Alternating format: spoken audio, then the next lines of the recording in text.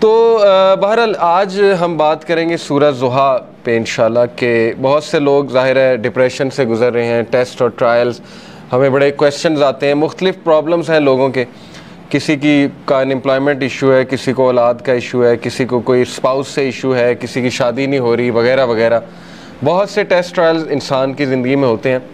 تو سورہ ضحیٰ میں سمجھتا ہوں کہ ڈپریشن کا علاج ہے۔ اس طرح کی ڈپریشن جو وقتی طور پہ آ جائے، شیطان کی طرف سے آ جائے، تو میں سمجھتا ہوں کہ ان لوگوں کو جو بہت مشکل وقت سے گزرے سورہ ضحیٰ پہ بہت زیادہ غور و فکر کرنا چاہیے۔ تو سورہ ضحیٰ سب سے پہلی بات مکہ میں ریویل ہوئی، اس کا تھوڑا سا بیک گراؤنڈ بتا دیتا ہوں، میں چاہوں گا آپ لوگ اس کو پڑھیں بھی تفسیر کے ساتھ۔ بیک گراؤنڈ اس کا یہ ہے کہ صحابی بلکہ امام احمد بن حنبل جو ہیں وہ روایت کرتے ہیں کہ اس کا بیک گراؤنڈ یہ ہے کہ رسول اللہ صلی اللہ علیہ وسلم he became ill so he did not stand for prayer for a night or two. Then a woman came and said, "Oh Muhammad, I think that your devil has finally left you." اللہ معاف کرے، یعنی اس طرح کے تلخ الفاظ رسول اللہ صلی اللہ علیہ وسلم کو سننے پڑتے تھے کہ رسول اللہ صلی اللہ علیہ وسلم ایک دن بیمار تھے رات کے لیے۔ یہ اب امام احمد بن حنبل نے ریکارڈ کیا ہے، تفسیر ابن کثیر سے میں کوٹ کر رہا ہوں۔ تو لیکن یہ کہ ایک خاتون آئی، اس نے کہا جی کہ لگتا ہے تمہارے شیطان نے تمہیں فورسیک کر دیا، نعوذ باللہ، یعنی اس کا ماننا یہ تھا نا کہ قرآن شیطان کی طرف سے شاید اور اسی نے فورسیک کر دیا۔ تو پھر اللہ نے یہ صورت ریویل کی۔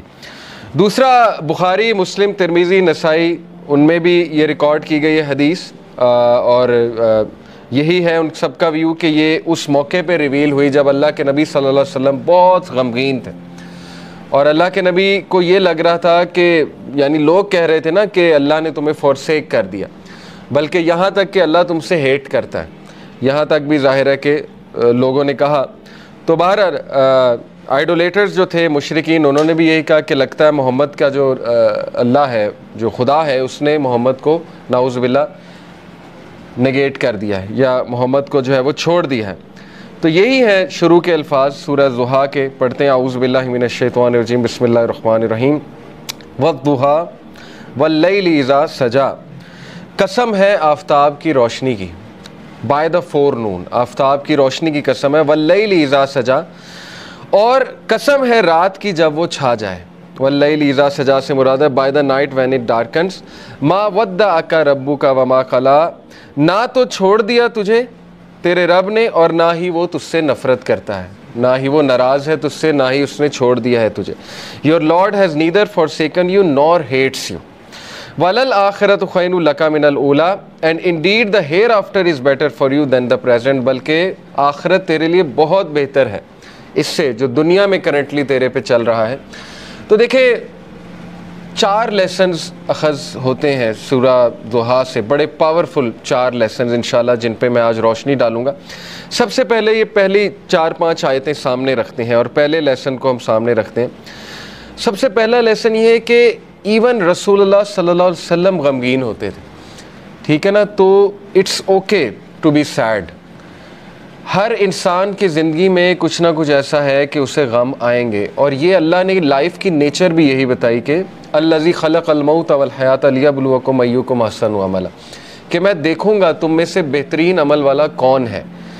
تو اللہ کے نبی صلی اللہ علیہ وسلم وہ اتنے غم کی حالت میں تھے کہ اللہ تعالیٰ نے باقاعدہ گارنٹی دی کہ نہیں، آپ کو فورسیک نہیں کیا اللہ تعالیٰ نے، کیونکہ ظاہر ہے وہی بھی رک گئی تھی کچھ عرصے تک، تو حضرت جبرائیل کو مس کیا کرتے تھے اللہ کے نبی، پھر وہ روحانیت کو مس کیا کرتے تھے، تو ظاہر ہے اللہ سے اب کوئی رابطہ ڈائریکٹ نہیں ہے، پہلے حضرت جبرائیل آیا کرتے تھے، تو سوچیں کہ کتنا وہ ٹف ٹائم ہوگا ہمارے نبی پہ۔ تو سب سے پہلا لیسن یہ کہ ایون پروفٹ صلی اللہ علیہ وسلم واز سیڈ، ٹھیک ہے، it's okay to be said. دوسری بات یہ جو ان چند آیات سے ثابت ہو رہی ہے کہ دیر از لائٹ، وی آر ریمائنڈڈ کہ روشنی ہوگی، رات ہوگی، لیکن رات کے اندھیرے کے بعد آپ دیکھیں روشنی چھا جاتی ہے۔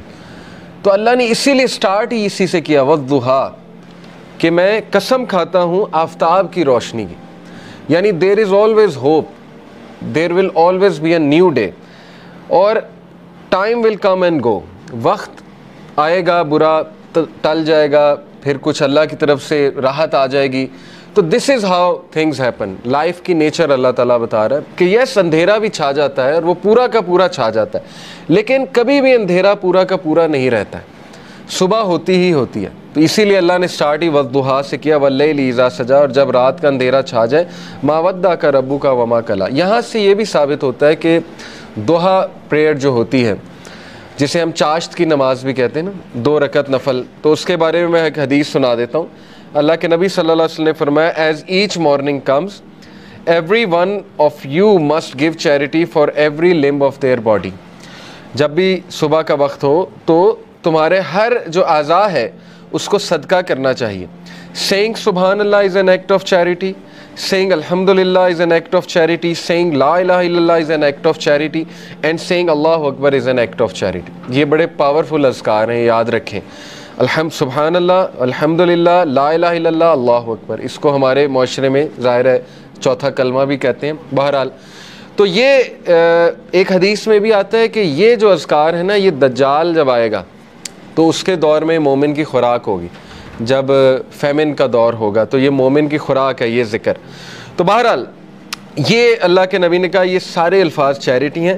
commanding people to do good is an act of charity and forbidding evil is an act of charity. To pray 2 units at the time of duha suffices all of this charity. اللہ کے نبی نے کہا جو بھی 2 رکعت چاش کی نماز پڑھ لیتا ہے وہ ان ساری چیریٹیز کو اوور کم کر لیتے، یعنی اس کی وہ اس دن کی چیریٹی ہو جاتی ہے.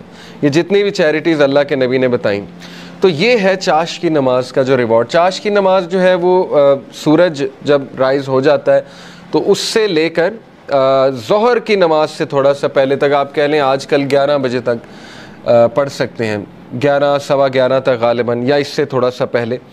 آپ نے دیکھا ہوگا تبلیغی جماعت لے جاتی تو وہ یہ عادت ڈالتی. ابابیل کی نماز بھی آپ نے سنا ہوگا، چاش کی نماز، دوحہ کی نماز، یہ ساری.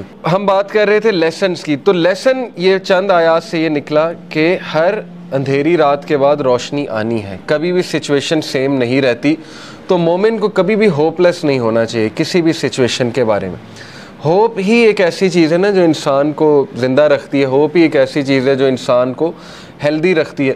تو اللہ تعالیٰ ہوپ دلا رہا ہے. یہ اللہ کے الفاظ ہیں، یہ کسی انسان کے الفاظ نہیں ہیں کہ اللہ تجھے نہیں چھوڑ سکتا، نہ اللہ تجھ سے ہیٹڈ کرتا ہے.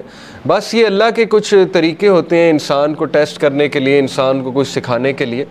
اور پھر اللہ نے وعدہ کیا وَلَلْآخِرَةُ خَيْرٌ لَكَ مِنَ الْأُولَىٰ، کہ اے نبی یہ دنیا تو ہے ہی آپ کے لیے بہت بہتر، لیکن یہ کہ آخرت اس سے بھی بہتر ہوگی آپ کے لیے.